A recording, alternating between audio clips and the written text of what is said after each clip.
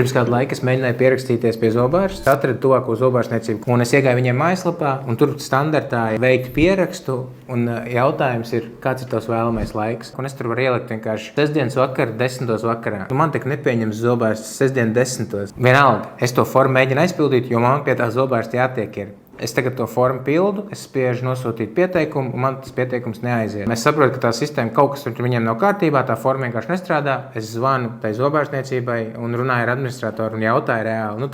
Hei, jums tur tā forma neiet? Es nevarēju pierakstīties, vienkārši es gribētu pierakstīties pie zobārsta. Un administratori man atbild atpakaļ vienkārši pretī. Tas uz mani neatiecās, tā ir, tur IT nodeļa par to atbildi. Un tajā brīdī es tā domāju, iedomājies vienkārši administratori, kur strādā zobārstniecības klinikā, kuras vienīgais darbs ir vienkārši maksimāli piepildīt kalendāru pilnīgi visiem zobārstiem un veikt pierakstus uz ārstēšanām, tur higiēnām un vispārējo, ka nestrādā pieteikumu formu, kur cilvēks var atstāt, lai pieteiktos pie zobārsta. Un tad es sapratu, ka man ar to zobārstniecību nav pa ceļam. Es aizgāju pie higiēnista, un tā bija pirmā un pēdējā reize, kad es apmeklēju to zobārstniecību. Un nevis tāpēc, ka bija slikts servis, bet vienkārši tāpēc, ka man nepatika tā pieredze, cik ērti vai grūti bija pierakstīties. Ar citu, tas nebija tā, ka to pierakstu veicu tur dienu vai 2 dienu laikā. Viss tā epopeja turpinājās pāris dienas, kamēr es beigās tiku pie tā higiēnista. Citiem vārdiem sakot, tā ir klienta attiecību menedžēšana, un mūsu attiecības bija ļoti slikti nomenedžētas.